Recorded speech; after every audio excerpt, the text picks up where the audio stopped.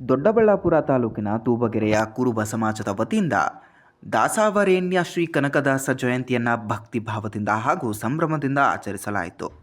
Tubagere bus ನಿಲ್ದಾಣದಲ್ಲಿ ಅಲಂಕೃತ ವೇದಿಕೆಯಲ್ಲಿ ಕನಕದಾಸರ ಭಾವಚಿತ್ರ ಪೂಜಿಸಿ ಪುಷ್ಪಾರ್ಚನೆ ಹಾಗೂ ಅನ್ನದಾನ ಕಾರ್ಯಕ್ರಮಗಳನ್ನು ನಡೆಸಿ ಮಹನೀಯರ ಜಯಂತಿಯನ್ನು ವಿಜೃಂಭಣೆಯಿಂದ ಆಚರಿಸಲಾಯಿತು.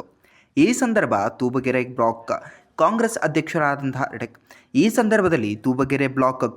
ಅಧ್ಯಕ್ಷರಾದ ರವಿಸಿದ್ದಪ್ಪ ಮಾತನಾಡಿ, ಕನಕದಾಸರು ಕೀರ್ತನಾಕಾರರು, ತತ್ವಜ್ಞಾನಿಗಳು, ಸಂತರು ಆಗಿ ಕನ್ನಡ ನಾಡಿನ ಸಂಸ್ಕೃತಿ ಪರಂಪರೆಗೆ ಅಪಾರ ಕೊಡುಗೆಯನ್ನು ನೀಡಿದ್ದಾರೆ. ಉಡುಪಿ ಶ್ರೀಕೃಷ್ಣನ ಪರಮ ಭಕ್ತರಾಗಿದ್ದ ಕನಕದಾಸರು ತಮ್ಮ ಭಕ್ತಿಯಿಂದ ಶ್ರೀಕೃಷ್ಣನ ಕೃಪೆಯನ್ನು ಪಡೆದವರು.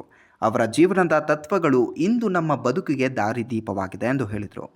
ಕಾರ್ಯಕ್ರಮದಲ್ಲಿ ಸ್ಥಳೀಯ ನಾಯಕರು, ಕುರುಬ ಸಮಾಜದ ಗಣ್ಯರು ಹಾಗೂ ಭಕ್ತಾದಿಗಳು ಭಾಗವಹಿಸಿ ಮಹನೀಯರಿಗೆ ನಮನವನ್ನು ಸಲ್ಲಿಸಲಾಯಿತು.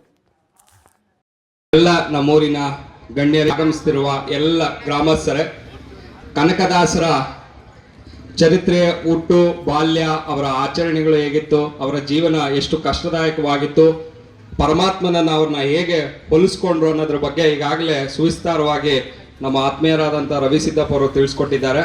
ಅದರ ಪೂರಕವಾಗಂತೆ ಮಾತನಾಡಬೇಕಂದ್ರೆ, ಕನಕದಾಸರು ತನ್ನ ಲೌಕಿಕ ಜೀವನವನ್ನು ಬದಿಗೊಟ್ಟು ಪರಮಾತ್ಮನನ್ನು ಆಶ್ರಯಿಸಿ ಆಧ್ಯಾತ್ಮ ಜೀವನದ ಹತ್ರ ಬಂದರು. ಅದು ಒಂದು ಭಾಗ. ಆದರೆ ಕನ್ನಡ ಸಾಹಿತ್ಯಕ್ಕೆ, ಕನ್ನಡ ಭಾಷೆಗೆ, ನಮ್ಮ ಈ ಸಂಸ್ಕೃತಿಗೆ, ಈ ನೆಲಕ್ಕೆ ಅಪಾರವಾದವನ್ನು ಕೊಡುಗೆ ನೀಡಿದರು. ಏನು ನಮ್ಮ ಸಾಹಿತ್ಯ ಪರಂಪರೆ ಇದೆ, ಅದರಲ್ಲಿ 12ನೇ ಶತಮಾನದಲ್ಲಿ ಶರಣ ಸಾಹಿತ್ಯದ ಮೂಲಕ ನಾವು ಕನ್ನಡ ಭಾಷೆಗೆ ಪೋಷಣೆ ಕೊಟ್ಟ ರೀತಿಯಲ್ಲೇ 15-16ನೇ ಶತಮಾನದಲ್ಲಿ ದಾಸ ಸಾಹಿತ್ಯ ಅನ್ನೋದು ಅತ್ಯಂತ ಉತ್ತುಂಗದಲ್ಲಿತ್ತು.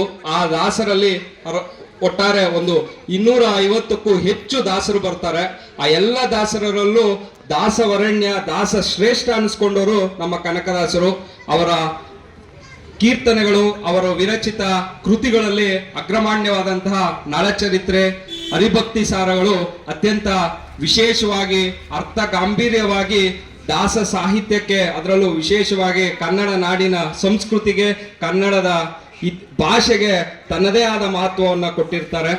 ಕೇವಲ ಒಬ್ಬ ದಾಸ ಲೌಕಿಕ ಜೀವನವನ್ನು ತೆರೆದು ಆ ಆಧ್ಯಾತ್ಮ ಜೀವನದಲ್ಲಿ ತೊಡಗಿಸಿಕೊಂಡ ವ್ಯಕ್ತಿ ಹೇಗೆ ಕನ್ನಡದ ಕೃಷಿಗೆ, ಭಾಷೆಗೆ ತನ್ನದೇ ಆದಂತಹ ಕೊಡುಗೆಯನ್ನು ನೀಡಬಹುದು ಅನ್ನೋದನ್ನ ದಾಸ ವರೇಣ್ಯ ಆದಂತಹ ಶ್ರೀಯುತ ಕನಕದಾಸರು ನಮ್ಮೆಲ್ಲರಿಗೂ ತಿಳಿಸ್ಕೊಟ್ಟಿದ್ದಾರೆ.